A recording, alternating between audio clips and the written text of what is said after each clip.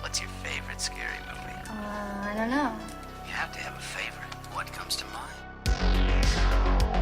You are listening to Scream with Ryan C. Showers, the podcast for Scream fans just like you. Join Ryan every week as he takes a deep dive into the horror film series that defined the 90s and redefined the genre.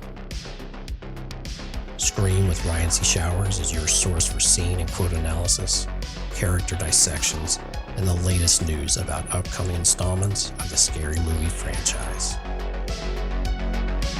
I hear you like horror movies, Kirby, but do you like them as much as him? Hello, everybody, and welcome to Scream with Ryan C. Showers. I'm your host, Ryan C. Showers. Thank you for joining me for today's episode. I need to start being better about saying that it is today's episode, not this week's episode, because Scream with Ryan C. Showers now comes 2 days a week, Tuesdays and Fridays. That's right. So this is the first Friday episode. So everybody, thank you for joining me for this historic day. This is something I've wanted to do for a long time. Specifically, I have wanted to do a second show per week, basically since August and September. I kind of had this vision for it. And again, I need to thank my friend, my dear friend, one of my best friends, Jacob Randall from the Happy Horror Time podcast, which is a sister brother podcast to Scream with Ryan C. Showers. They are horror broadly, and they have interviews on from people who were in the Friday the 13th and Nightmare on Elm Street movies.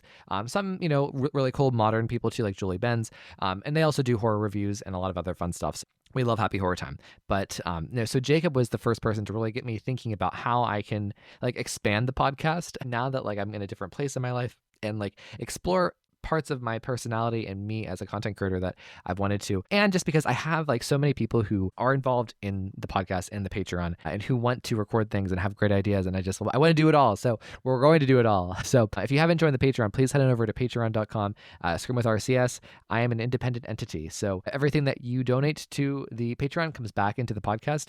And the Patreon is the vessel in which you would use to come on the podcast and be part of the community. We have rocking social media groups. Specifically, our Instagram group chat is freaking awesome, I must say. So if you join the Patreon, you can come and join our group chats and hang out with us all day. In addition, you can come on the podcast. Both, I hold a monthly group Zoom episode. So this month we are talking about Scary Movie and specifically what do Scream fans think of Scary Movie? Because obviously Scary Movie is a parody of Scream, I Know What You Did Last Summer, etc., etc. And it's just interesting as Scream fans. We have a complicated legacy with it.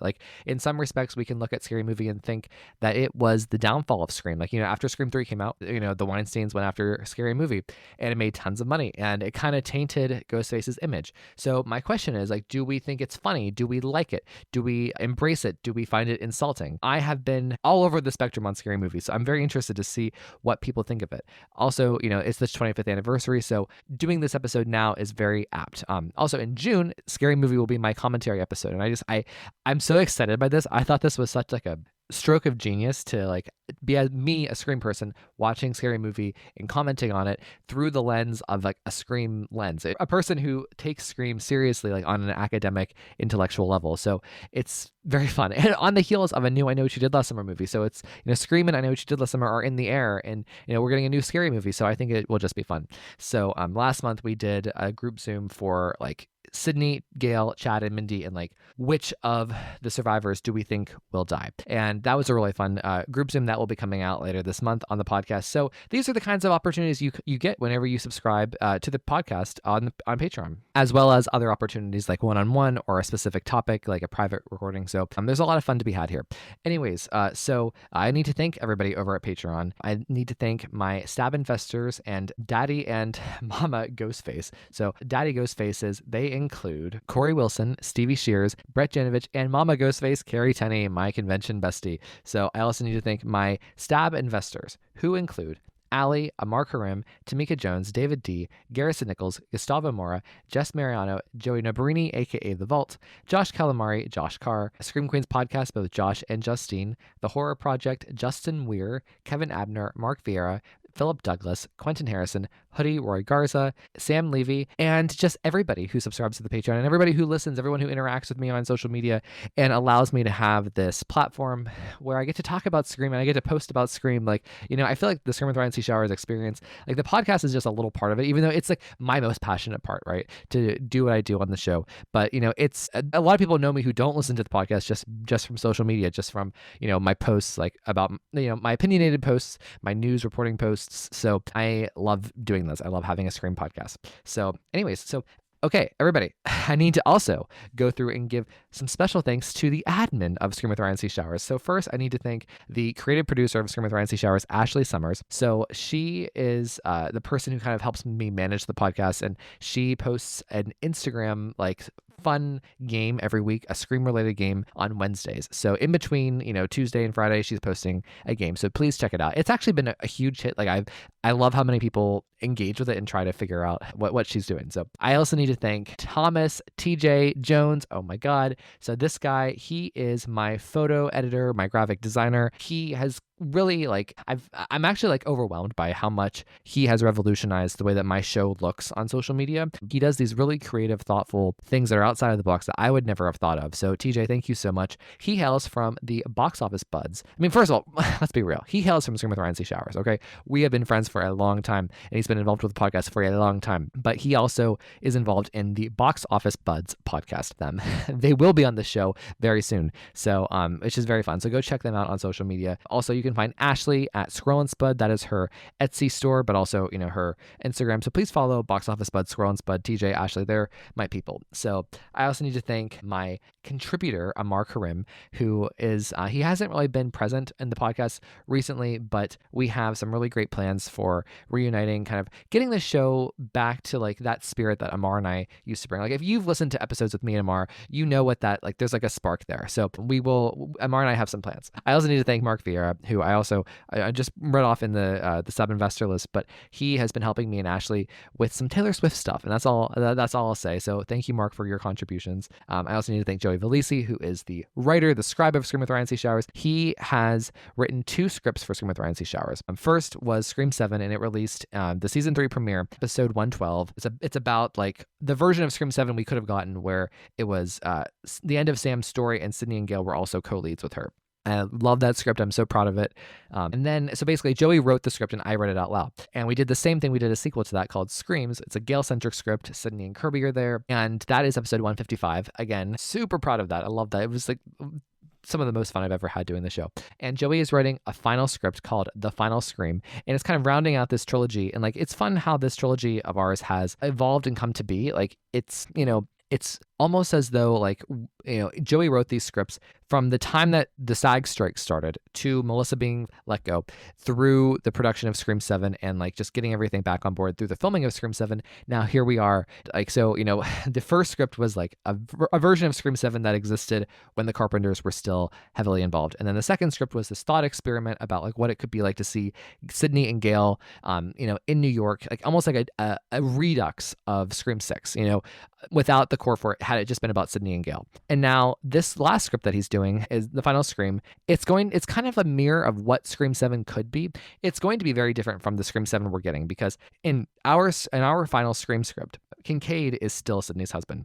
It's not Mark Evans. And Sydney's children are very young still. They're not the teenager that we're getting in Scream 7. So there's going to be a clear distinction. We're not trying to copy. We're not trying to be annoying. We're just, doing something fun to pass the time and get people excited about the real Scream 7. So each of these movies has been a version of Scream 7 in a way that could have been, So that's going to be coming in September and maybe sooner. Who knows? I don't know. But so Joey is hard at work at that, and it will be so much fun. Okay, I need to now get to the meat of the episode. So this is the first Friday episode, guys. The first Friday episode. Oh my goodness. I've always kind of wanted to do a news segment, but it's hard because there's not so much Scream news, right? There's, the cast will talk about Scream, and casting announcements and yada yada, but it's not a traditional political podcast where there's news every single day. But this was the perfect storm, and I had to do, this episode today, in terms of the volume of news, the type of news. So basically in this episode, we talk about the return of Marco Beltrami, the composer composer, the person who did the score for Scream 1, 2, 3, and 4. He is coming back and doing Scream 7. This is a huge bombshell announcement that is just makes everybody really, really happy. We also covered the I Know What You Did Last Summer trailer. We cover Sarah Michelle Gellar joining the cast of Ready or Not 2. We cover the Urban Legend reboot. We go through a couple of quick news stories otherwise, and we cover Wednesday Season 2. That trailer came out last week as well. So lots of stuff to go through in this episode, and I'm joined by Justin from Epic Film Guys. It's a great, great time. And then Ashley and I have a small segment at the end of the show covering one of my favorite Taylor Swift songs of all time. It's called So Long London. And we picked this song because it is with a heavy heart and a bittersweet symphony that I announced the retirement of Albert Padilla, who is my longtime editor from the podcast. He has edited over 200 shows for Scream with Ryan C. Showers. He designed the logo,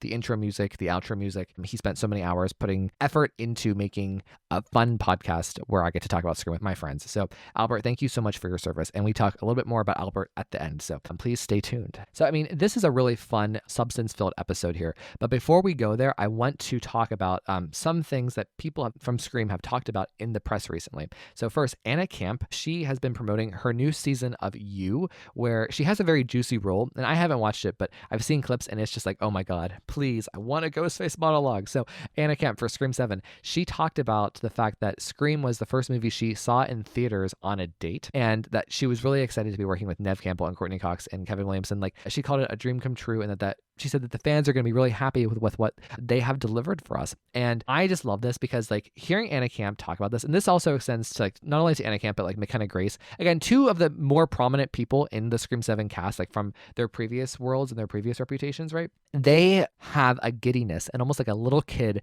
excitement and passion for Scream, which I personally find to be so satisfying.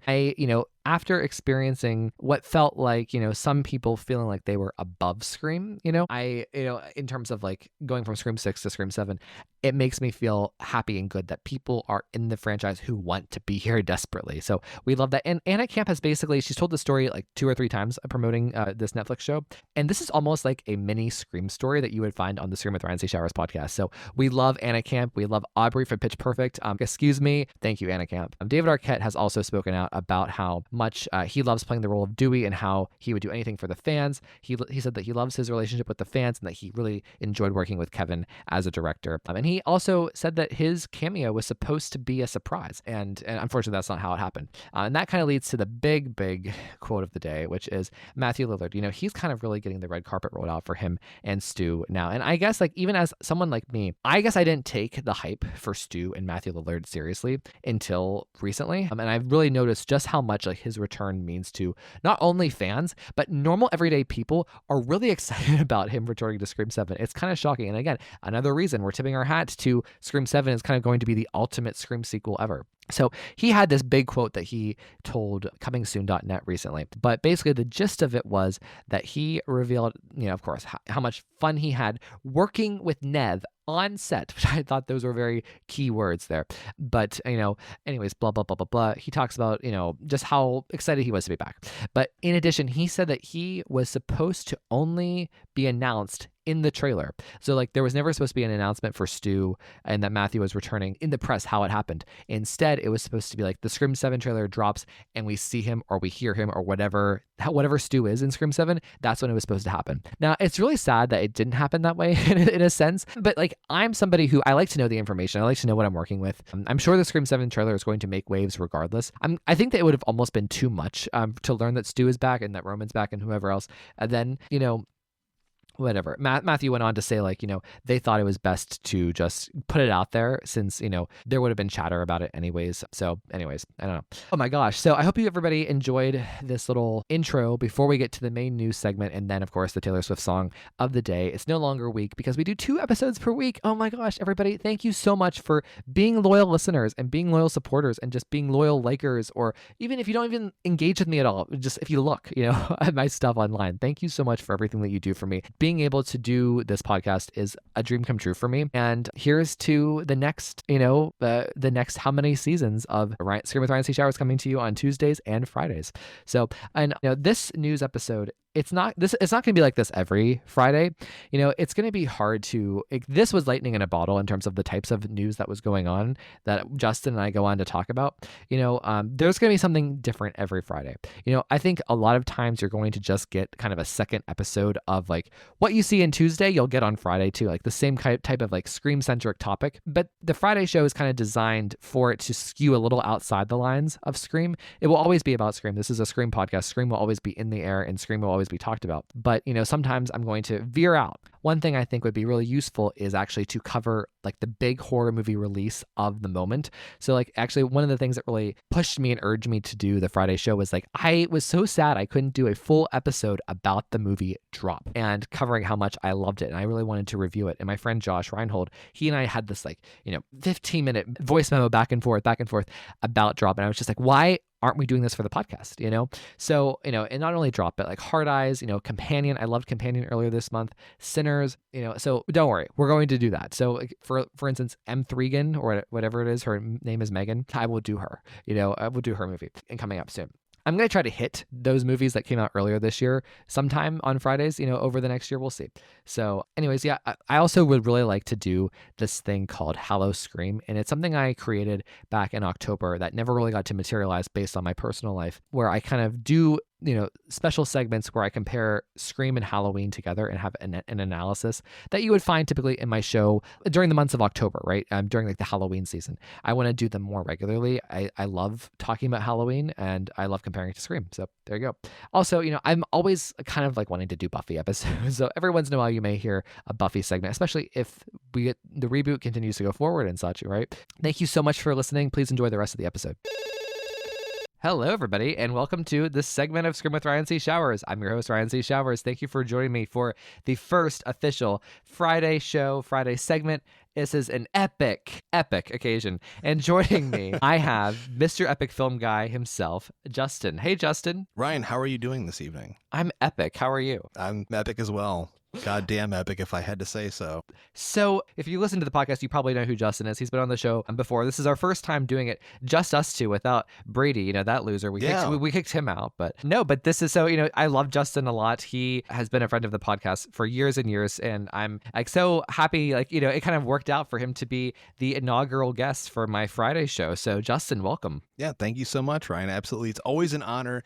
And I always look forward to being a part of your show in any way that I possibly can. And I know B. Ratty, aka Brady, always does too. I just kind of shunned him on this one and said, listen, you're going to go off on the sidelines here for this one. You're going on the bench, buddy. I'm sorry. Well, I kind of shunned him too. I could have included him, but I didn't. So you know what? It's on both of us. So it's more on me though. I'm the one that's going to get punished, I swear, but it's all good. Well, Brady, we'll do it soon. So, okay, Justin, welcome to the Friday segment of Scream with Ryan C. Showers. We are covering the horror news or the horror news as it relates to Scream. And there's a lot going on. But before we get to the big headline event, and there's a lot to go over in this episode. If for listeners who are watching on Patreon, I am wearing this Scream 2 Sarah Michelle Gellar, CC Cooper shirt that one of my Patreons gifted me a while ago, but I wore this for a specific occasion, not only because we're going to be talking about SMG later on, but also we have a very exciting announcement as it relates to Scream 2. So Justin, please take it away. We are going to be screening Scream 2 on May 20th at Alamo Drafthouse, DC area, Ashburn, and not only are we screaming Scream 2 finally after so many years, but I'm going to have a special guest, none other than Ryan C. Showers himself.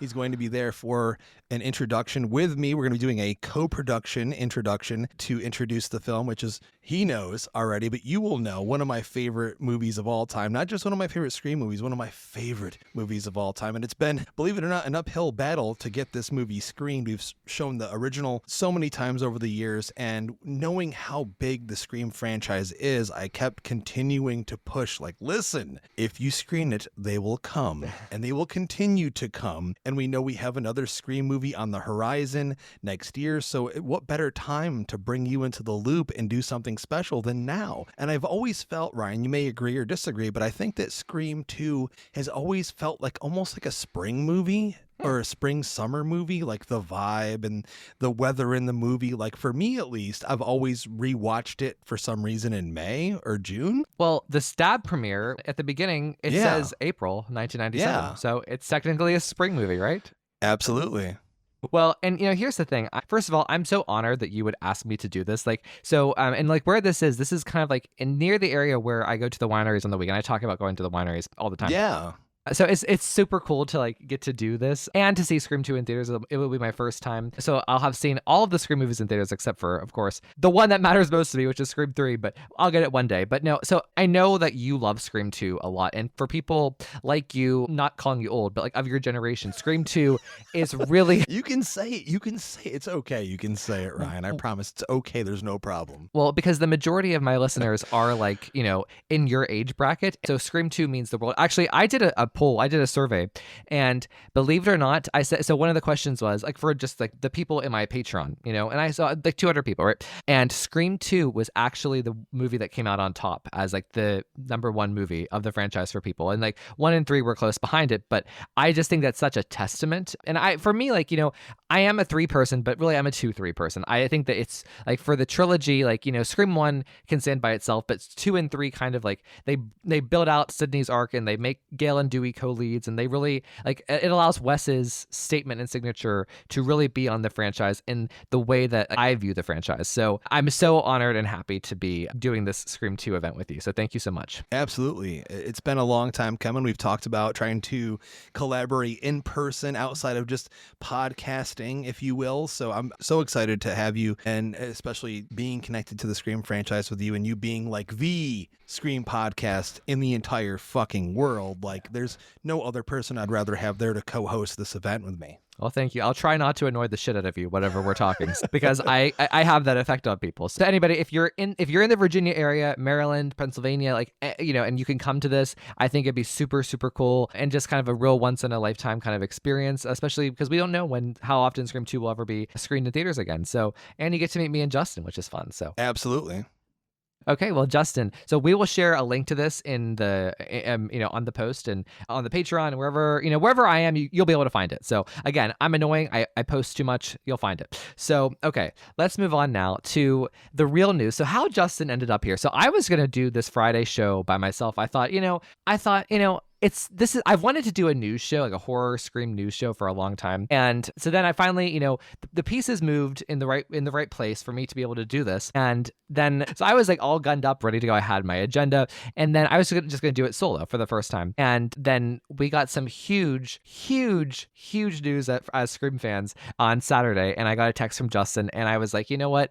I wanted to do it solo, but I think having like someone like Justin, whose podcast I deeply respect, whose online presence I deeply respect, do this first episode with me, it had to be done. So this news was the fact that Marco Beltrami, the composer of Scream 1, 2, 3, and 4, will be returning to Scream 7. He commented on Instagram and said that, blah, blah, blah. Someone commented on one of his posts and said, please do Scream 7. And he responded to them, don't worry, I am. Oh my God.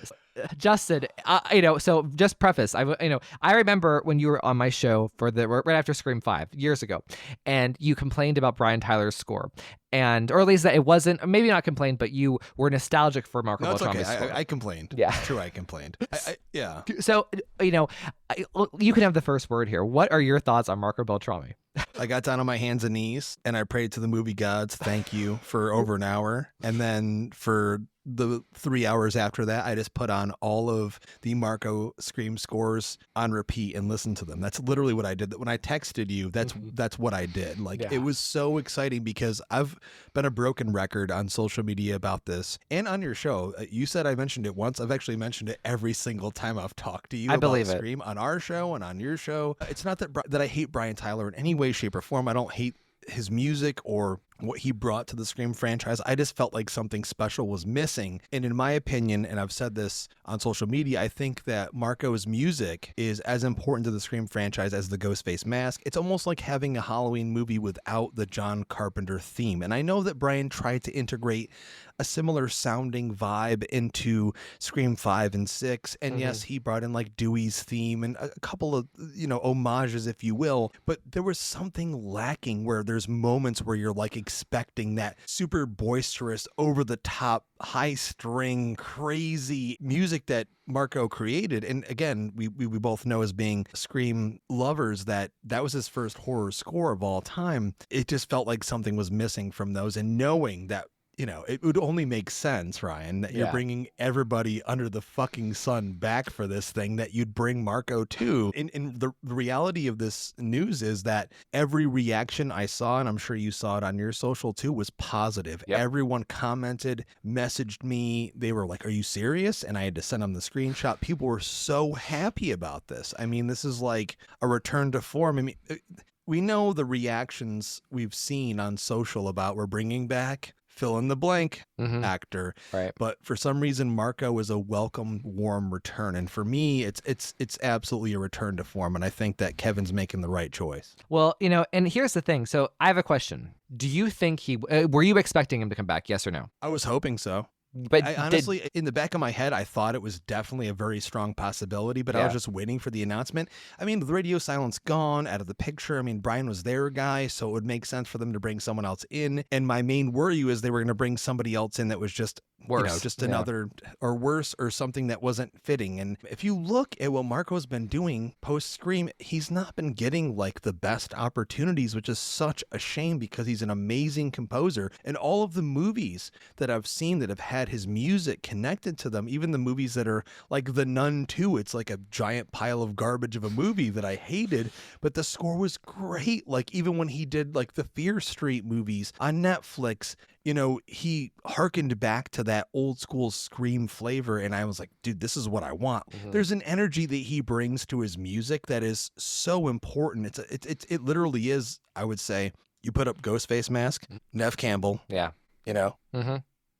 Courtney Cox, David Arquette, and then you have the music. It's like, to me, those things are so essential to Scream. Well, and here's the thing about Marco coming back. So this was a wish from a lot of fans going into Scream 7. I've heard this nonstop, basically since Nev and Kevin were announced, that they wanted Beltrami back, they wanted Peter Deming back, they wanted Patrick Lussier back, the cinematographer and editor as well, who did the original trilogy. So this has been something, but like, there's always been something special about Marco, because people, I think, recognize, especially as it pertains to 1, 2, and 3, the music is almost like it's the fabric of the movies. It's the tone. Absolutely. It's, because like Scream is such like, I know people like to emphasize the comedy of Scream, and specifically like, Scream 3, which I wrestle with, because to me, I see Scream more as a drama than a comedy, and the drama of Sydney's storyline and Maureen's backstory and the trilogy arc and what each of the killers means to Sydney and Gail and Dewey's love and their back and forth, like, and the music is partly what brings all of that to life. It's about the melodrama.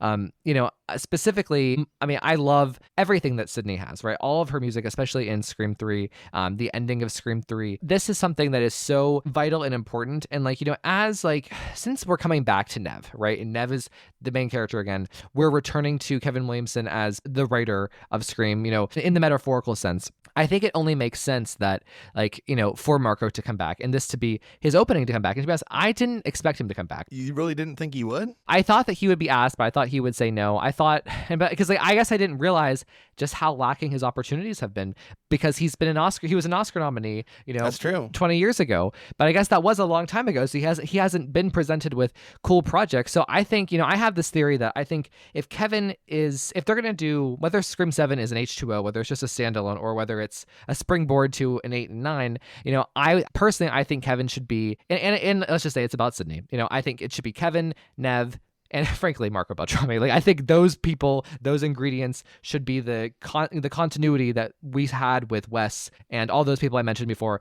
plus the trio in the original trilogy. Like, it's like that consistency is something that Scream fans really, really value. And I think, this signals too that we're going back to a different kind of tone, if that makes sense. Absolutely. Even though, I will say, I not that I was a Brian Tyler defender, but I do like the music of 5. I think the music of 5 is good. Is it Scream music? We could argue no. But, honestly, I can't tell you. It's really hard for me to even remember any music from Scream 6, and I've seen that movie so many times. So, I know. I agree. And that's a problem, and I think that, the way that you were talking about it, in terms of, it being an essential part of Scream. I think that this you can look at Marco Beltrami's comeback to Scream as a broad representation of what Scream 7 is overall. It's about kind of coming back to what really made the magic of the franchise truly, what it was, which is, the Kevin Williamson, the Sidney Prescott. And I really hope that it is a homecoming of sorts. So Absolutely. I will say this before we move on. When you look at the Halloween films, right, the original Halloween, the Shape Stalks, that track that John Carpenter created is so essential to Halloween. You just think of it in your head with Laurie being chased by the Shape.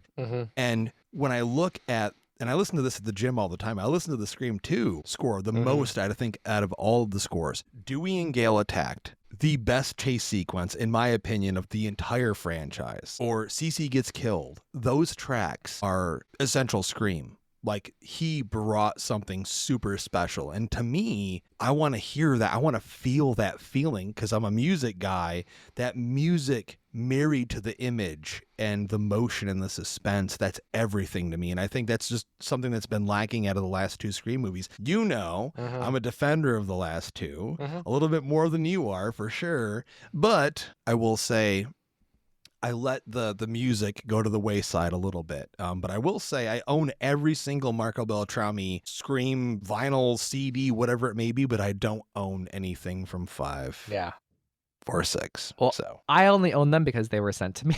So I mean, there it is. Okay.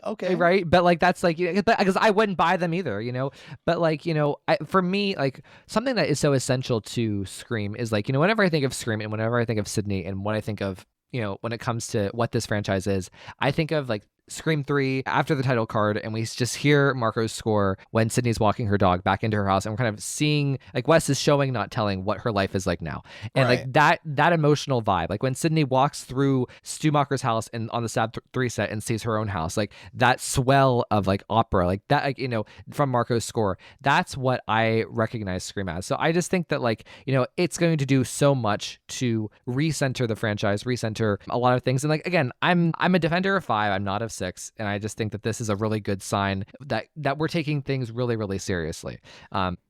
I'll say this much about the movie in general, just because I want to make a statement about it. Even if this is like the end all be all for us, there may be more Scream movies and we'll still support them and we'll still like them. I want like the best Scream movie we can get from Kevin Williamson, with the cast returning, with everyone that we love that made this thing so special, regardless of the fact that we don't have Wes still there to lead the way. I want this thing to be special, and I think it will be. And I have passion for this, and I have a lot of support behind it, and I really have a good feeling in my heart. I may be wrong, I may be misguided, maybe I'm just being a fanboy, I don't know, that can happen, but I do think that the stars are aligning for us. I think this is going to be the special, the one all be all, I do too. I think that this will be considered like, ease. I know, like, and here's the frustrating thing about social media, and you and I have talked about this before, because of like what I find it frustrating when people come on social media after they see a movie, like influencers, and they just praise every single movie to the max extreme just to get the publicists to like them, just to get the likes, the retweets, like this toxic positivity. I think that like because like when Scream 5 came out, so many people said, oh, this is the best sequel, this is the best sequel. I actually think Scream 7 will be the best sequel. People will say that, and they will say that not only when it comes out, but also in a year, in 2 years, in 3 years, in 4 years. I think it's going to be something really, really cool. I think it's going to be like an H2O, but even better and even more than H2O. So, I have a quick question for you. Sure. So 2 questions about Scream, and then we're going to get to the other news. 1, do you think Gale Weathers is going to die? I don't see any other possibility, my friend. Oh my God. I know you don't want her to. But I really don't see. I mean, I think that the most powerful thing you could do is probably get Gale in this one, because she escaped death in the last one, and I still, to this day, think that one of my favorite scenes with Gale Weathers is in Scream 6. I love that sequence. It's one of the best shot sequences of Scream 6. I don't know, man. I really wish I could tell you 100%, but I do think that if anyone's going to get it, I don't think it's going to be Sidney. I think it's going to be Gale Weathers. I really do. Well, so Sidney she's surviving. But like Sidney's she'll be in a rocking chair in Scream 50. You know what I mean? She'll still be sitting there giving advice. I don't think they're ever going to kill off Sidney Prescott. I don't think so. Well, so with Sidney in the middle, you have like, Gail and you have Mark. Those are probably the two most important, like, consequential figures in Sydney's life besides her kids. So we haven't met. And so I think you can kill one, but not both of them. Like, you can kill Mark and have Gail be there for her and have that sisterhood, or you can kill off Gail and Sydney's family remains intact. And that's kind of her, happy ending. But you can't do both. I don't think that you can do neither in terms of having stakes, emotional stakes. Yeah. So I think it's going to be interesting. So, I'm open to killing Gail. I think if she dies, I would prefer her die as close to the end as possible. But, it is what it is. Okay. And my second question is just, out of curiosity, like, what do you make of the returns of David Arquette, Matthew Lillard, and my boy, Scott Foley? Oh my God. Like, Kevin Williams had asked Scott Foley to be in his movie. I've done as much research as I can do without spoiling myself. The reality is, I'm open to all of it as long as it works within the context of what they're presenting. I literally don't care. Now, I think a lot of people are getting up in arms like they're bringing everybody back to life, and I really truly don't believe that. I don't think that's the case at all. The whole AI thing and Ghostface using AI as weaponry, I think that's going to be a ploy here. Absolutely. I don't think we're going to see Dewey walking around still alive like, yeah, dude, survived that, just been hanging out, the whole. I don't know for sure, but based on what I've read, based on what I've heard, I think a lot of this is just misdirection and them finding the right way to connect to Scream 6 with still bringing back everybody, making it a fan-filled event, if you will. The only thing that I'm seriously thinking about is Stu Macher, because that's been talked about for decades, and I've heard mixed reactions based on people that know stuff, like if he's actually coming back or if he's not or whatever it may be. But again, I've said this for years, I don't need him to come back. I don't think he should, but if he does, if it makes sense to the story and there's an impact there, sure, why the hell not? And I think people are just very happy to see David there just for some, a lot of people miss him. I think Scott Foley is there, and I think that signals like a respect or an acceptance of Scream 3. And, Matthew Lillard is a popular guy, and I think that like a lot of people want to see him in this movie, whether it's, what you're alluding to or whether it's something else. So, it is what it is. But okay, let's move on. So we had a huge trailer come out this past week. Well, we had two trailers, but like the one that matters to me and you, I think more so, because I've been on your show for I Know What You Did Last Summer. This is a big movie for me as a Scream person, obviously as a Kevin person, as a Sarah Michelle Gellar person. So now we are in the requel era of I Know What You Did Last Summer. And we got the trailer. It comes out in July. And I mean, I'm obviously going to cover this extensively. This is going to be my July. But I'm just curious, so what are your thoughts on the trailer, Justin? I thought it looked fantastic, honestly. I mean, we're getting Julie and Ray back. I mean, it has a good tone to it. Visually, it looked interesting. I don't know anything about the new characters, which is totally fine. I never invested myself in the show. I gave it a try. It did not work for me when they did that a couple years back. So, I mean, for me, it's the same thing as Scream. I don't really want a new interpretation unless it directly connects to what I love about the franchise, unless it's like a complete redo, but it doesn't really make sense to do that in this way, because we know post Star Wars The Force Awakens that everyone wants, like, no matter what they say, they do want the return of the original characters, and they want to see new characters that they like. Best of both worlds. So the trailer so far, it looks more brutal than we remember. I like what I see. And reading interviews with the director and just seeing what we have in front of us, I'm just excited for what is in store. I don't know if it's going to be great or not, but I think it could be a solid requel. I mean, and it makes sense to do it. I think at this point, I'm just so happy, Ryan, they got our girl J-Love back. Thank the movie gods. Because if she were not involved, I will tell you this right now, I would probably not be on board. I'll say that right now. Me too. And I think I have very complicated feelings when it comes to the overall project. I'm thrilled. I'm excited. This is a huge, it was one of my favorite movies of all time.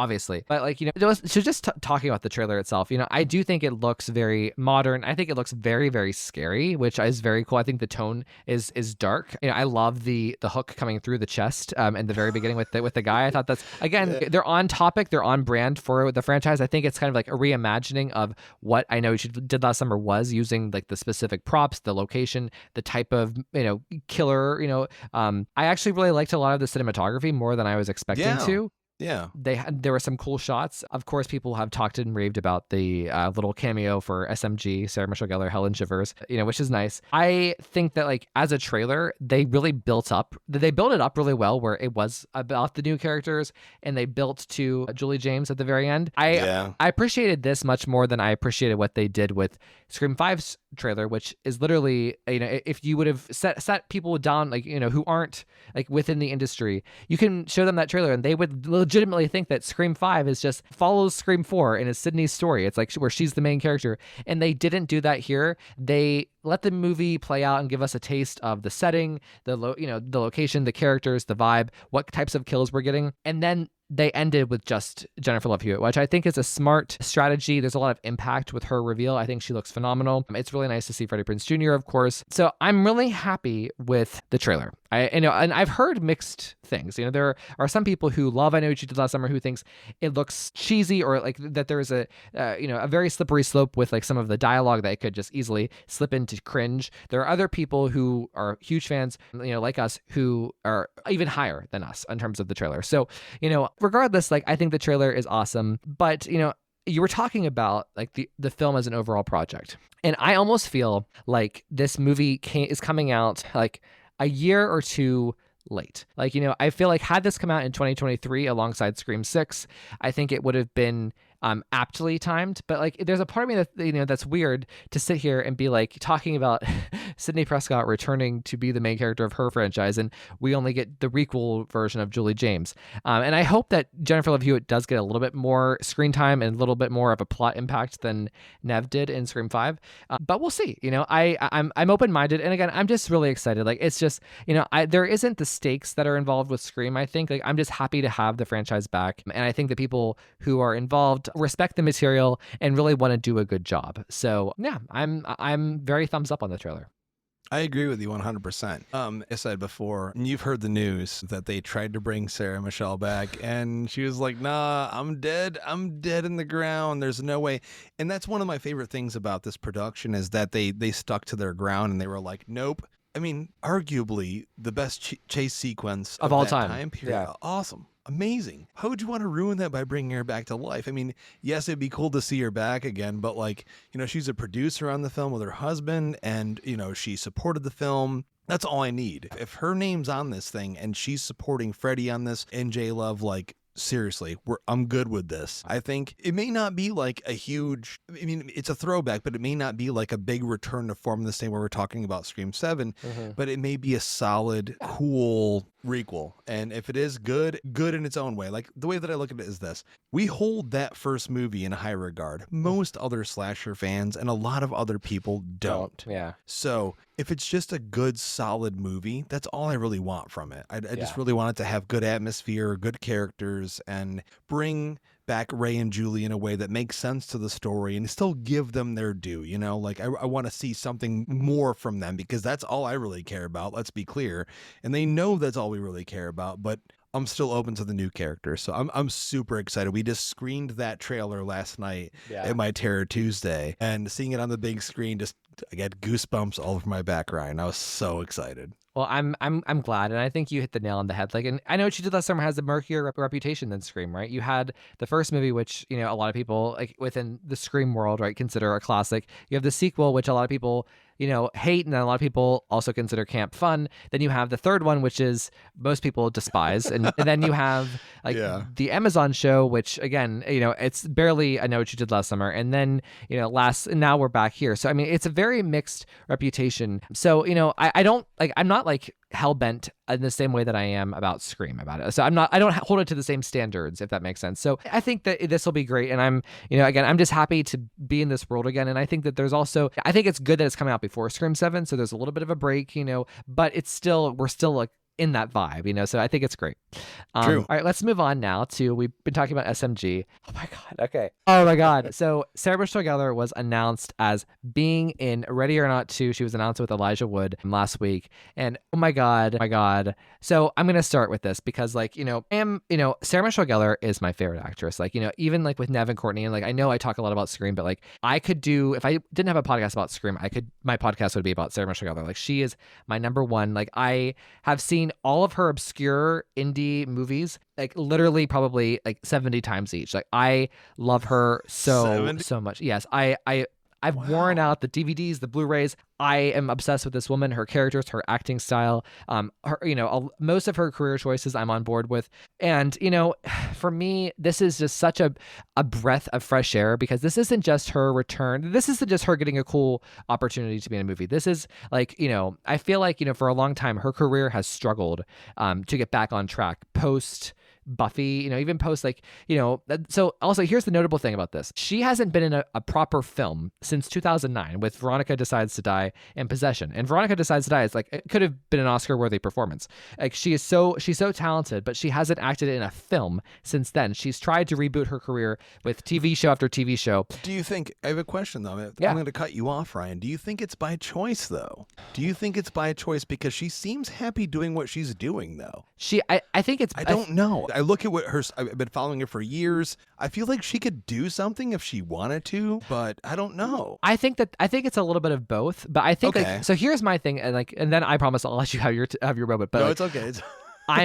For me, this is such a moment of like triumph for her, because she has tried so hard to get back on track with something. She's tried with Ringer, the TV show on the CW. Yeah. One of my favorite shows. I love it. Like, so Ringer, then she was in The Crazy Ones with Robin Williams. Both of them got canceled out of season 1. Then she did the Wolfpack show, for Paramount Plus. That's right. Canceled again. She tried a Cruel Intentions pilot, which is actually pretty good, but it wasn't picked up. Did you watch the pilot? I did. And I've never had a chance to watch it. I keep seeing people post about it, and I feel so terrible because Cruel Intentions is one of my favorite movies of all fucking time. So, and like that could have been such a cool opportunity for her, but didn't get picked up. So she has had a lot of she's had a lot of like really great attempts. Like you can't say that she hasn't tried. And I think like she's gone to TV because that's where she probably feels like she's most at home, between All My Children and Buffy, right? And like, so, Dexter Original Sin, she was in season 1. It got renewed for season 2. So she has that. And now she's in a film again, not only just a film, but a horror film and a sequel where she's going to be acting with Samara Weaving. That is, having her return to film is so, so cool. And a movie that people are going to see. It's going to be, a major horror release.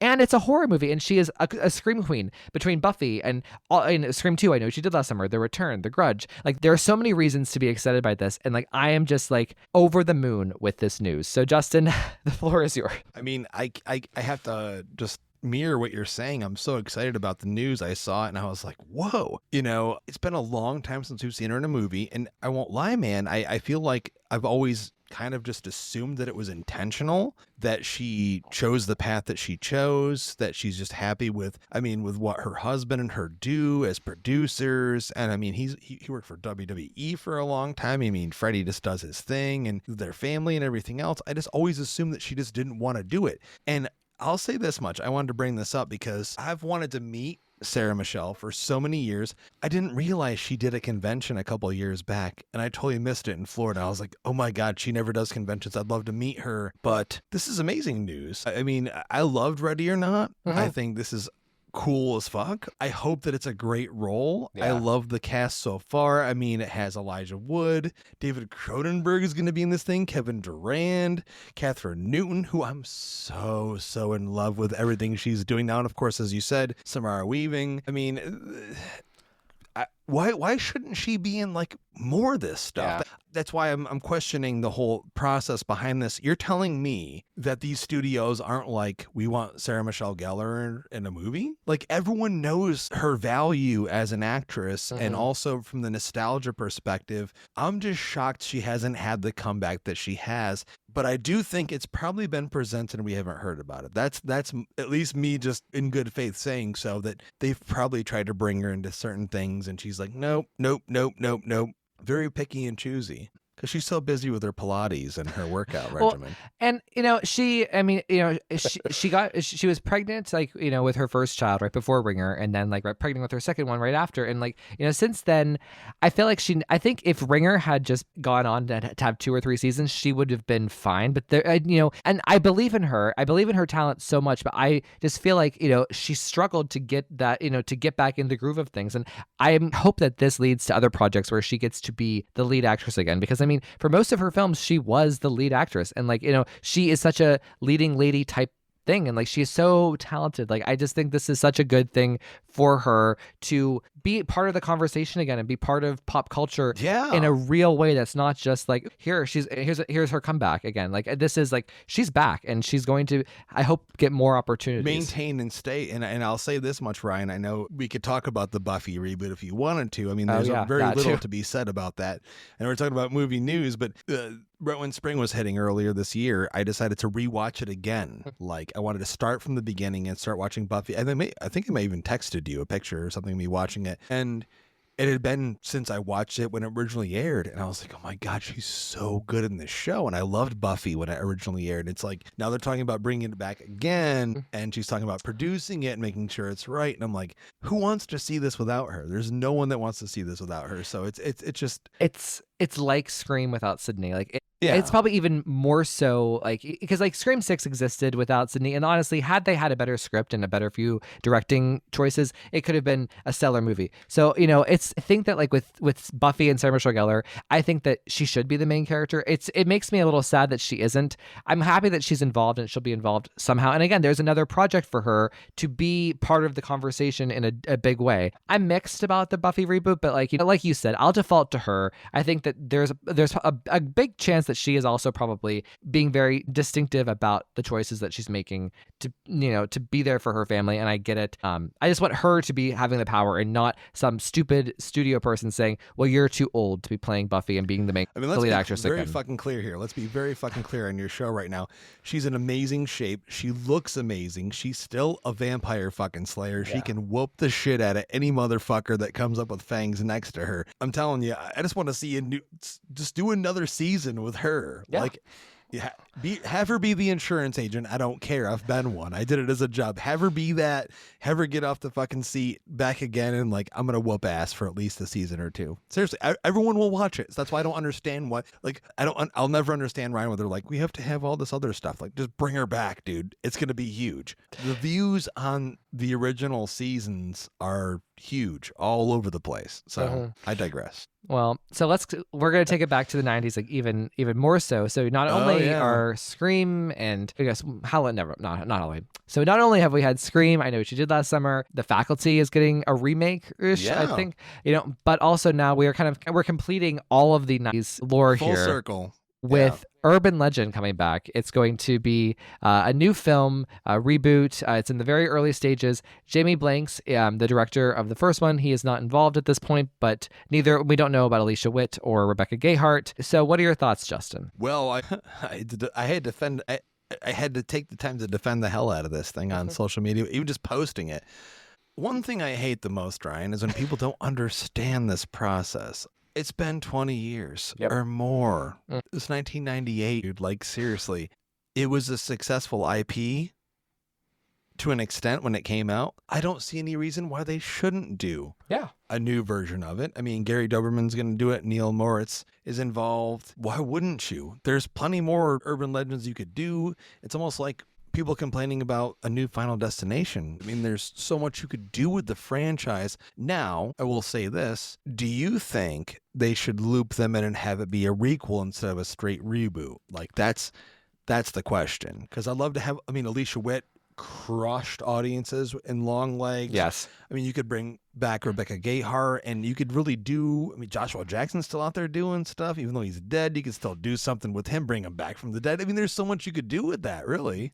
There is a lot you can do with it. And you know, Urban Legend's a very flexible type of a franchise, which is nice, you know, for its longevity, you know, and I like the original movie a lot, and a lot of people do. And you know, for my overall just reaction to this is very positive. I'm happy to see another Scream adjacent 90s IP coming back into the fold. It's like, long live Ryan C. Showers' podcast, but you know, but also just it's nice and it's fun and exciting, and it shows that you know, just whenever Scream 5 and 6 came out, people acted like, oh, that was the comeback of the 90s time, and no, it's like, we're just getting started. Now Scream 7 gets to have I Know What You Did Last Summer and The Faculty and Urban Legend, it's so, you know, and have those movies and those reboots surround Scream 7. So I think that's so cool. As it pertains to Alicia Witt and Rebecca Gayheart, and this maybe just be a very online thing, but Rebecca Gayheart Gayheart is very popular, at least among like online circles. Absolutely. Yeah. Her character, so I think that it would be smart to bring her back. I think that this is one area where I could see it be about teens, and I wouldn't be so like new people, and I wouldn't be so overly sensitive about it.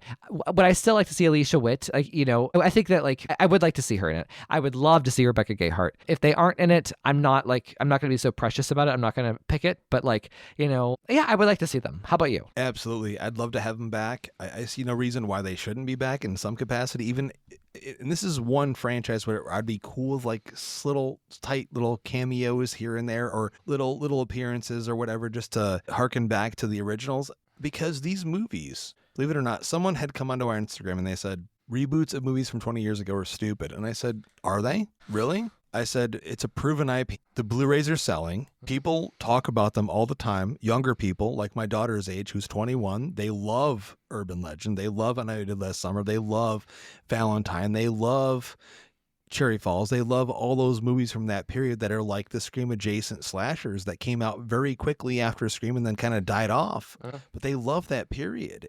To their point, why wouldn't you want to do this? We're going to see the next remake or reboot of Frankenstein or Dracula in the next year or two, and we're going to continue to see that until we're dead, Ryan. So who cares? Like, really, you don't have to watch it if you don't want to. But I think Urban Legend, though, for real, though, like to your point, and you were originally asking me, there's so much you could do with a lot of Urban Legends they didn't even touch in the first or second movie. The second movie I still enjoy. It's not great, but I still enjoy it for what it is. I really do. I think there's so much that you could expand on and having young characters, but I would love. Jared Leto will never touch that shit. I'm telling you, if you meet him at an airport, Ryan, or at one of his shows or anything, and you've put Urban Legend in front of him, he will slowly push it away and ignore the hell out of you. He is so embarrassed by that movie, but dude, I like him in that movie. I love the cast in that movie. Yeah. And we both know Alicia Witt, she went in for auditioning for Scream. She did. She was one of the people that came in and auditioned for Sidney Prescott. So she had been trying to get the in prior to that movie. And she got it. And, so I'll amend my answer. I actually think I want to see Brenda, Rebecca Gayheart back. Her as a killer and like a younger killer. I think the two of them, I have this image in my mind right now of her. Have her pulling the strings or something. I don't know. Even something. Even if she just shows up like, I don't know. It would just be super cool, a cool homage to the fans. But I'm super all about them bringing these back. I think it's just so fun, and there's no reason for them not to at this point. And when you see the talent behind it at this point, like when you're getting people that have made successful horror movies that are going to take their hand at this and do something different with it, why wouldn't you? You know, like they want to do something special with it. Doberman, he had his hand in Until Dawn that came out last week. Unfortunately, bombed. But I liked it for what it was. It felt like an old Full Moon movie. It felt like some, just like a haunted house, dark house, creepy, old throwback movie. I like that they're grabbing stuff from the past and they're doing something new and fresh with it. I think there's nothing wrong with that. Well, so speaking of grabbing stuff from the past and doing something new and fresh with it, let's talk about, I've had this realization after Justin and I figured out he would come on to talk about Marco Beltrami and the news with me. And I was like, oh my God, I went to talk about Wednesday, season 2, the trailer that came out. Yeah. And Justin is a Tim Burton person, Batman, Tim Burton, Batman Returns. And ironically, here we are. We're kind of like ending our last big topic here is Wednesday, season 2. So that trailer came out this week. It was announced that that the 8 episodes will be 4 of them will be released in August, and then the others will be released in September. Of course, the stars Jenna Ortega, so it is tethered to the Scream universe. And overall, I think the trailer looks fun. I enjoyed the first season enough, and I will watch it. I think that it's a fun show. I think that the trailer is pretty much more of the same of the first one. I think it emphasizes the gothy atmosphere well, and it looks like a fun time. And I do enjoy there being a hunter's knife, like a ghost face knife, in the making a little cameo here. But so Justin, what are your thoughts on Tim Burton's Wednesday season 2? I mean, much like the first season, I only directed the first 4 episodes, but I will always fully support anything everything my man Tim Burton does. And, Jenna, I think she has a good eye for quality. I think that, the process in getting the second season finished and shooting had a lot to do with her perspective on the character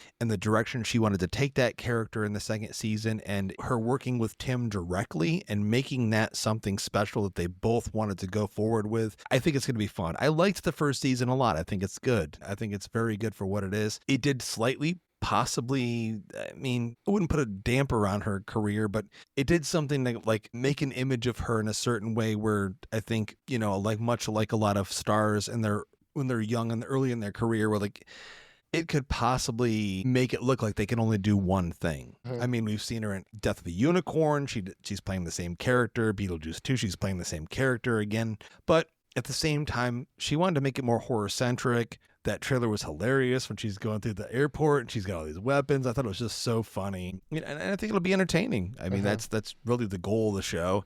I don't think it's going to be Oscar winning or anything like that. I think it's going to be just a fun show. So, and Tim knowing how their relationship works with Jenna and just making sure everything is perfect. It's just how he works with Michael or how he worked with Johnny Depp in the past or any one of his big collaborators. Like he spends that time with them to make sure it's going to be something that they can all be proud of. I don't see a season 3 though. I'll say that, Ryan. I don't see a season. Interesting. I kind of agree. I think Jenna wants to be done. I'm going to be talking a lot about Jenna on the Tuesday episode after this. So, stay tuned. So, okay. Let us now just hit I have 3 last things and we're just going to do like 30 seconds each. Okay. 1, Jamie Lee Curtis is going to return to horror in a movie called Sender. It's a psychological horror film that she's producing and starring in. Justin, what do we think about JLC back in horror? Let her keep doing it until she's done with it. Please let her do it. She's done with Halloween. I'm sorry, ladies and gentlemen, those that are still hoping for her to come back and she's done. So anything that she's doing in the y'all seen Mother's Boy? Yeah. Go watch that movie. There's so much she's done in the franchise before and after Halloween that let her do her thing. I'm totally all about it. Yes, please bring the queen back again for whatever she wants to be a part of. And I just love that she's like owning horror. I just think that's so cool. And I think, built an audience, couldn't be happier. Yay. So 2 horror TV shows. So there's a Carrie TV show being developed by Mike Flanagan for Amazon, 8 episodes. What do we think? Why not? Yeah.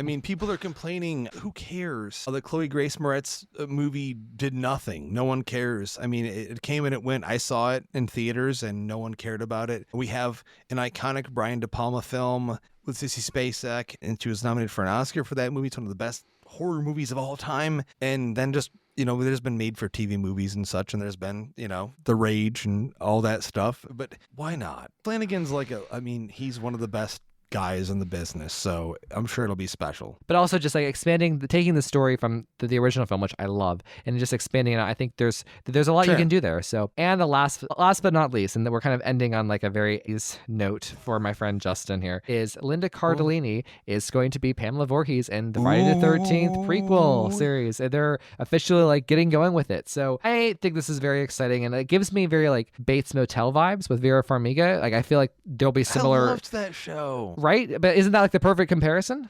Killer, mommy. Killer. I love everything about this. The only issue I have is hearing that the ideas that they had prior to the disconnection with Platinum Doom's leaving and A24 going a different direction. But I'm just happy, Ryan, that it has been confirmed as of this week that we're talking right now that it's moving forward. It's actually in production. It's happening. We're going to get it, which means that eventually all the rights issues will be resolved before I'm dead, and we'll see another Friday the 13th movie in theaters. We love it. I'm excited for Crystal Lake. I think that there's so much you could do with the character.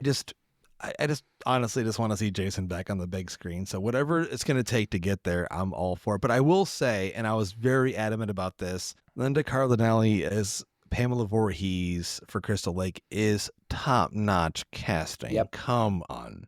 And, Velma? yep. Seriously? And we love that each of the members of the foursome from Scooby-Doo 2002 are all in horror movies again. We love this. Yeah, So exactly. All right. We're back, baby. We're back. We are so back. So, Justin, thank you so much for this wonderful inaugural episode of my podcast covering the horror news. Where can they find you and Epic Film Guys? At Epic Film Guys, everywhere on social media and on every podcatcher. Okay, cool. All right, everybody. Thank you.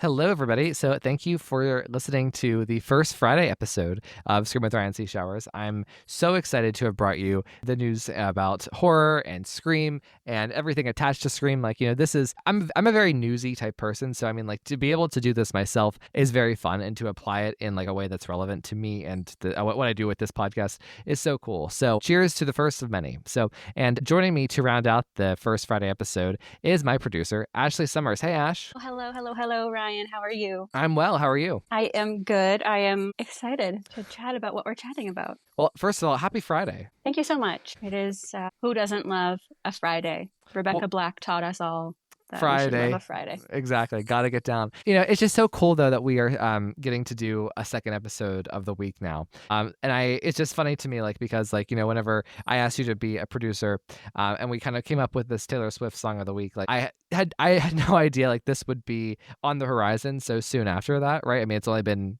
a good 3 months, and now here we are. We're kind of not doubling the workload, but, kind of one and a halving, the workload. I don't know. Yes, it's fun. I feel like we can have all of our extra little bits and pieces that sometimes can't fit into an episode. Because, I mean, even though you're amazing and obviously I'm perfect, people don't want to listen to us for 5 hours all the time. Exactly. So that they can listen to us twice, right? One here and one here. All right, exactly. Everybody. So please tune in every Friday. Not every Friday will be a news segment. It will rotate, and we're gonna do fun different things. Next Friday is like the complete opposite of this. Stay tuned for that. Ash, what is the Taylor Swift song of the day? The Taylor Swift song of the day is one of my personal favorites. It's So Long London. This is track 5 off of the Tortured Poets Department, which came out in 2024. Written and produced by Taylor Swift and Aaron Dessner. When you get that combination, it's going to be sad and amazing. Yeah. This song is so beautiful. It incorporates like wedding bells and uses a lot of metaphors and key places that are actually in London to describe a breakup and the pain that exists from trying so incredibly hard to make something work when it's just not going to. Mm-hmm. Right. And it's kind of an epic song. It was a song that was highly anticipated, I think, going into the Tortured Poets Department, because Taylor had dated Joe Alwyn for 6 years, and they broke up before this album was released. And from there, there was always a question, like, how was she going to end it? With no pun intended for the track 5 of the Tortured Poets Department anthology right there. But, and I think this is a very respectful ode to her relationship there. But also, I find this to be such a beautifully written song. Like, it's actually my number 1 favorite of the Tortured Poets Department. And for me, what I like about it is, like, Taylor Swift drops so many hints about this relationship, which we didn't really understand and get the full picture of until the song was released, right? Throughout the years, from London Boy to In Cornelia Street to everything on Folk Evermore, right? And then through You're Losing Me, which is another one of my favorite songs, to So Long London. And you're right, though. The reason why I love this song so much is because of first of all, the sheer amount of small little descriptions that kind of describe what the end of this relationship was like. Whether it's I stopped CPR, after all, it's no use. The 2 graves, 1 gun, abandoning the ship, holding on to something with your white knuckles, dying grip. There are so many descriptions here that are like that paint such a vivid picture in your head. And I just think that this is very relatable for somebody who has been in a relationship where you were trying so hard and the other person wasn't matching that energy in the way that you needed it. And kind of like, the type of breakup that it's just absolutely necessary, but it's not messy. I think that, like, the idea of just, like, kind of slowly of dying in the relationship and then leaving it to come back to life is very strong, as opposed to some other types of breakup songs that she's put out in the past. But Ash, what are your thoughts? Yeah, I completely agree. To me, this song is a really weird way of, like, definitely confirm, like, of telling somebody how much you loved them before you broke up with them. Like, I feel like when you if I was the person she wrote this song about, I would be devastated at first, but years down the line, maybe you could see, like, you can really see how much she truly cared about this person. And it's interesting because this song is actually kind of controversial with some Taylor Swift fans because they feel like it's almost too personal. They think that it kind of makes reference to the person you're in a relationship with suffering from depression. And some people feel like that isn't a fair thing to publicly discuss. And I don't personally think that it's too far. I think it's just saying that if someone's not trying, no matter what the reason why they aren't, at a certain point, you can't keep going. It's like that metaphor of if you're holding on to someone and they're drowning, like eventually you're going to drown too if you don't eventually let go. But I think she's got some of the most beautiful lyrics here in this song. Like, I'm just getting color back into my face. I'm just mad as hell because I love this place. I remember when the first time I heard this song, like, so track fives for non-Taylor Swift fans are notorious for being the most cathartic, she's the ones where she seems to share the most, and the ones where usually you're going to be like, oh, am I going to cry at track 5? Yes.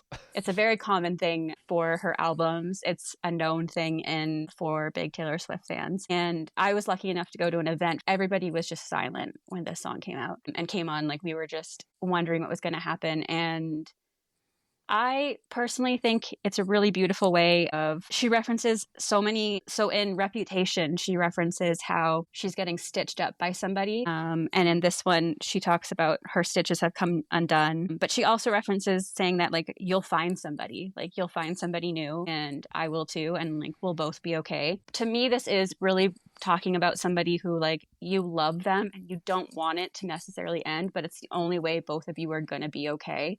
Like, you're just not meant to be. And maybe that time that you had together was beautiful. Right now you're seeing all the flaws in it, but I think eventually you'll see all the good and all the beautiful things in that relationship. Because I never got the idea that she wanted us to think that, like, this person that she ended her relationship with was like a really bad person. It's just, or the bad guy in the situation. It's just, like, at a certain point, relationships that sometimes just run their course. And that's true for every type of relationship. And, you know, it's just one of those things where sometimes there's not always going to be a bad guy. And, you know, I think that, like, you know, Taylor does a really good job of this song of being respectful of everything you just said, because I don't think that she feels like the person she's singing to in here is a bad guy. I do think, though, that something that's good is she describes what the relationship is and how it operated and how she felt in the relationship superbly well, right? But there is a little bit of anger in here in terms of her thoughts about, like, one of my favorite lines, and it's something that I have obviously thought about a lot as a Taylor Swift person and just as a person who is in a relationship with someone who's older, is this idea of, like, I'm pissed off you let me give you all that youth for free. That, to me, just, like, you know, it's not something that I even would have associated with Taylor Swift thinking about. And it's just hits such a nerve with me every single time. I think it's one of my favorite lines, and just like the one that you referenced. But, like, I also really, really get into how much sad did you think I had in me, because that, like, misery, right? It's like, how far can you, like, sometimes, like, whenever I've been frustrated with different people, I'm just like, how much do you think I can take of this? And I think that it's such an interesting way to put it in the way that she does it with the beat of the song. It's just something that I always really get into. Yeah, because haven't even mentioned how the song is, like, so melodic is almost like the word I would use, and it's got almost this, like, techno, like, vibe to it at the beginning, and at first you're like, wait, where is this going? And then you kind of get into it. But one of my favorite things about Taylor is how you're talking about, I gave you all that youth for free, and, like, and how you can, like, relate to that, because I've always interpreted her talking about being like, we were both young and you wanted me to hide away. You wanted me to, like, not be in the public, not do this. You didn't want me to go out, like, you didn't want us to go out partying. You didn't want us to be doing all those things that typically, like, you kind of express when you're young. And she didn't. Like, she didn't go out. Like, she didn't do a lot of things, which was obviously, like, her prerogative. But to me, this song always makes me think that, like, she wanted to, but she was sacrificing those things to make sure that this other person felt safe and secure.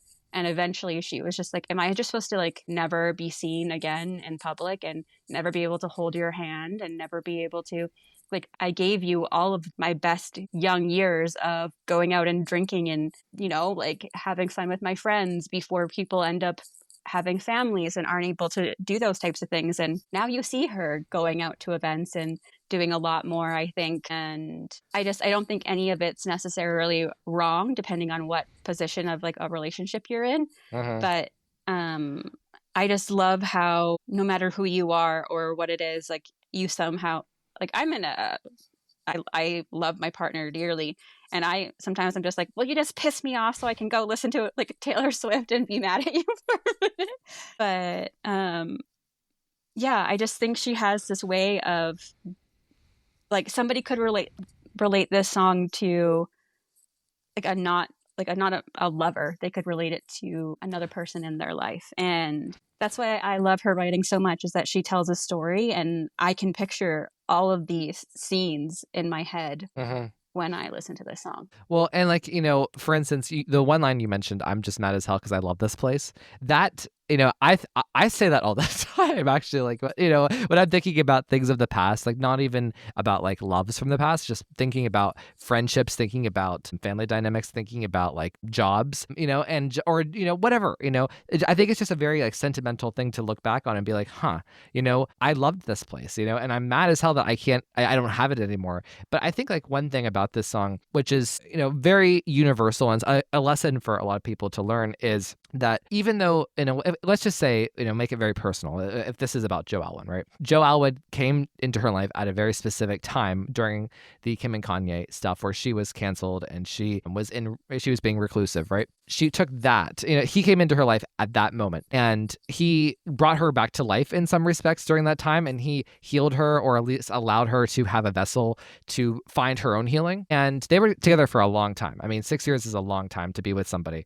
And I think that sometimes you outgrow things like that. And it doesn't even just have to be romantic relationships. It can be friendships. It can be a hobby. It can be, you know, like a show that you watch or listen to that just isn't the same thing as it used to be for you. And you just lose interest, or, you know, you stop having the verve to keep going with it. So I just think that, you know, you're right. This is like a really sad song just to think about a relationship, and it definitely applies there. But I think it's so much more universal about just letting things go when they no longer serve you. And that's a hard lesson to learn for a lot of people, because I am somebody who is very overly sentimental and nostalgic. And I try to, whenever I think about the good times, they kind of crumble me. And I just think that it's really, and I'm sure that Taylor Swift, like based off of this song, I mean, you know, you swore that you loved me, but where were the clues? I died on the altar waiting for the proof. Like, oh my God, like, you know, the image of somebody dying on the altar, right? And especially when you combine that with like the church bells at the beginning, like literally like putting in my head, like she thought she was going to marry this guy. She thought this would be the long-term thing, and she died there. Like, you know, it's a reminder to me that to always keep in perspective what works and what doesn't work for someone. So yeah, I think it's such a beautiful song. I agree. And I think the other line that I just wanted to point out, which is like, it like always hits me, and I picture it very vividly, almost Mortal Kombat style, which is pulled him in tighter each time he was drifting away. My spine split from carrying us up the hill.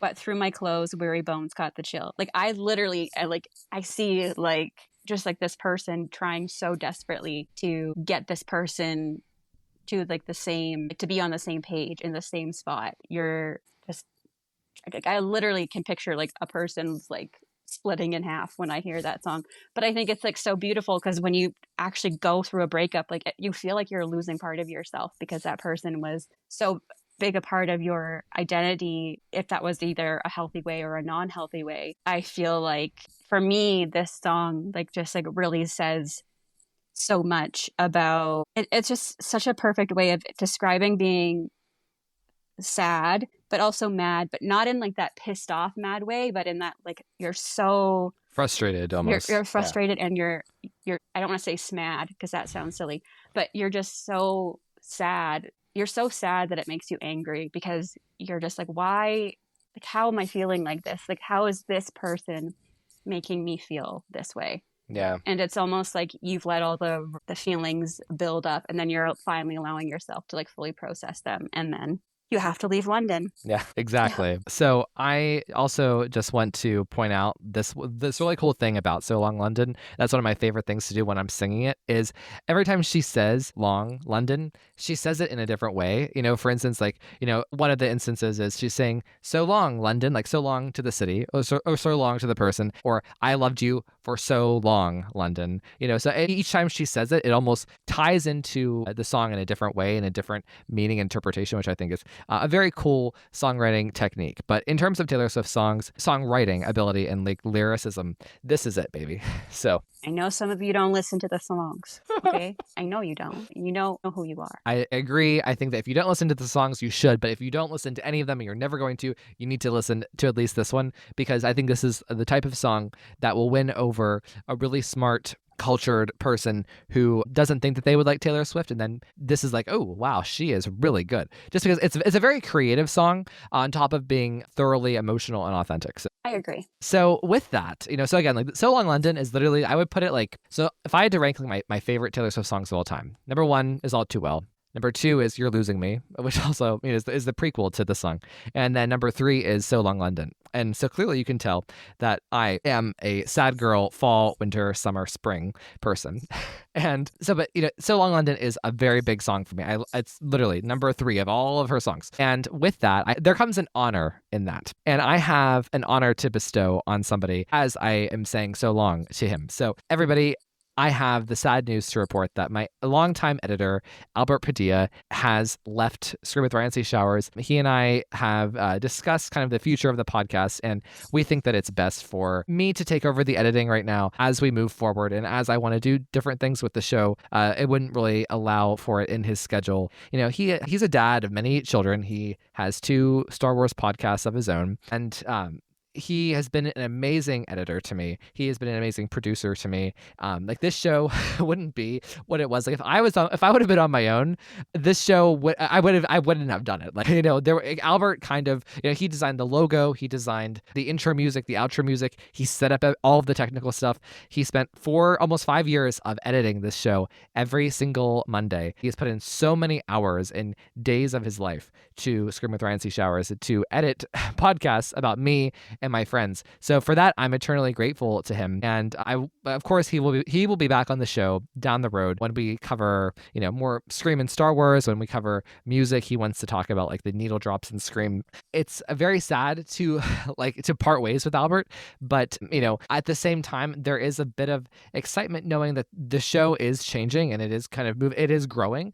I mean, we're literally sitting here on a Friday, the first Friday episode, and this is part of that kind of natural growing that Taylor Swift describes in So Long London. And she says in this song, we had a good run, and I feel like that when it comes to Albert, we had such a good run, and it was a very unexpected decision at this point in time. I think I'll also, just as me as a content creator, I've kind of reached the place where I feel comfortable to edit the show now. Now that I say this, everyone will be watching for the editing and be like, well, wow, Ryan doesn't have the chops that Albert does, and I don't. So, I mean, there may be a slight decrease in audio quality here, but we're trying, folks. But all of this is to say is Albert, you will be so, so missed. And thank you for everything that you've done from episode 1 to episode 100 to episode 200. And here we are, episode 212. Thank you so much for the past 200 episodes. So Ashley, anything you want to add here? I'll just simply say, may the force be with you. Well, also, I wanted to actually have him on this episode, but it wasn't. This dude has a really busy schedule. I'm amazed that he had, for 5 years, he edited this show every Monday because he's so busy. It's insane. I don't know how he did it, and I'm grateful to him for everything. But so I wanted to have him on this episode just to say a few words. But he'll be back, and because this is kind of like the closest day I can get to May the 4th. So May the 4th be with you. So Ashley, where can they find you and your store? So you can find me at SquirrelandSpud9 on Instagram. There it will link you to my Etsy account, which has Buffy, Taylor, Scream-related merch, all the fun stuff. And every Wednesday, Ryan and I are doing a collab of a Scream game. And we've been having a lot of fun making them. Recently, Ryan finally solved one, y'all. So look out for that. please find Ashley's games. Like, she puts a lot of effort into them, and they're fun. All right, everybody, thank you so much for listening to this, the first of many Friday episodes of Scream with Ryan C. Showers, and we will see you next time. Bye. All copyrighted material used or referenced in this show belong to their rightful owners and made possible by the Fair Use Act.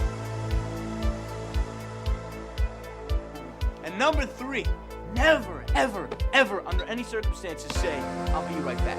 Because you won't be back. Get another beer, you want one? Yeah, sure. I'll be right back!